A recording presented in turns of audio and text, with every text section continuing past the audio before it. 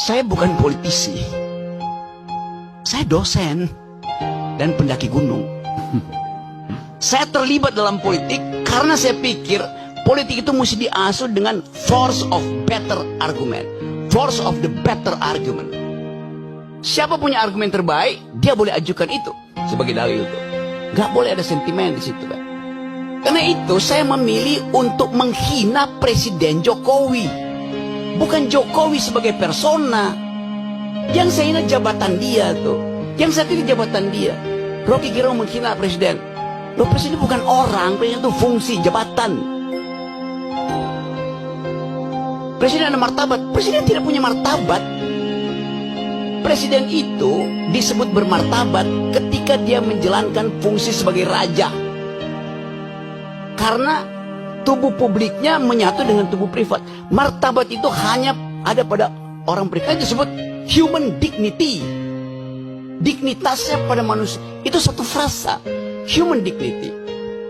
Saya menghargai manusianya, bukan jabatannya. Itu yang mesti jelas di kita tuh. Jadi kalau saya kasih kritik betul-betul metodologis. Apakah saya benci pada Presiden Jokowi? Enggak. Kaisang menikah, saya diundang oleh keluarga Jokowi. Nggak ada problem. Gibran datang ke rumah saya, Om Rocky saya mau belajar, duduk di situ loh gua kalau mau belajar tuh. Kasih saya kritik Om Rocky. Dengar, saya kritik. Siapa yang saya kritik? Bobi Nasution saya kritik. Sebagai apa Om? Sebagai gubernur. Anda belum saya kritik karena belum jadi wali kota. Belum jadi wakil presiden. Pada waktu itu dia adalah wali kota. Saya kritik, yuk. Nggak ada urusan saya dengan. Saya berbaik-baik dengan Pak Jokowi sebagai manusia, dengan Pak Prabowo, dengan Pak SBY segala macam tuh. Zaman SBY saya paling keras kritik beliau tuh. Sekarang tiap minggu saya diskusi tentang politik global dengan SBY, nggak ada soal. Jadi saya mau pisahkan antara mental seorang yang mampu untuk memisahkan pengetahuan dia tentang kebijakan dan penghormatan dia kepada persona. Itu dasarnya. Jadi sekali lagi, saya tetap akan kasih kritik. Apapun itu hak saya. Dan tidak mungkin saya dipidana kalau saya caci maki Jokowi atau saya muji Jokowi. Pasal itu nggak ada lagi. Tidak ada pasal penghinaan presiden. Udah hilang. Siapa yang hilangin? Saya berjuang dari zaman 98 di LBH untuk hilangkan pasal itu. Jadi kalau tanya kenapa Anda caci maki? Pasal itu nggak ada. Kenapa dia? Saya nih yang kita di YLBH Buyung Nasution. Saya penasihat ahli Buyung Nasution dalam soal-soal untuk membereskan demokrasi kita. Jadi dari 98 saya tahu akal pikiran tentang perubahan konstitusi itu. Demikian juga dalam perdebatan. Debat itu adalah kemampuan untuk mengolah argumentasi. Itu aja.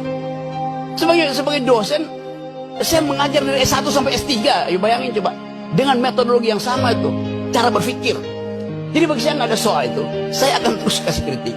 Saya akan terus kasih argumen. Tapi saya mencintai bangsa ini. Negeri ini saya cintai. Yang saya nggak cintai adalah politisi busuk. Yang saya cintai adalah pejabat busuk. Presiden busuk, menteri busuk. Ngapain cintai mereka tuh? Mereka umurnya 5 tahun. Bangsa ini umurnya sepanjang hidup. Itu poinnya. Jadi politik bukan the art of the possible. Kemungkinan bukan. Politik adalah the art of attacking the impossible. Yang impossible itu kita lenyapkan. Dan balik pada tema hari ini, kita bicarakan sesuatu yang sebetulnya barang bekas semua nih. Yang kita tahu ini terjadi karena perebutan threshold. Mulailah dengan mengucapkan thresholdnya dibikin 0. Itu harusnya tuh. Supaya ada kesetaraan orang berargumen. Supaya dia argumennya bagus. Bukan karena masa pendukungnya bagus. Karena itu, saya terus mengatakan bahwa untuk menjadi calon presiden, calon wakil presiden, calon gubernur, calon bupati, calon apa aja, pakai prinsip pertama bukan elektabilitas, tapi etikabilitas. Ini calon pejabat ini pernah berbohong nggak? Pernah nyolong nggak? Kalau dia lolos etikabilitas, saya uji yang kedua, intelektualitas. Karena dia mesti berdebat dengan pemimpin dunia. Itu pentingnya latihan perdebatan. Dasar perdebatan adalah konstruksi berpikir. Dasar perdebatan adalah kemampuan untuk mengolah pikiran. Bukan sekedar untuk retorika, tapi dengan logika. Jadi kalau seseorang pemimpin, pilkada misalnya, dia lolos etikabilitas, oke, bagus, moralnya bagus.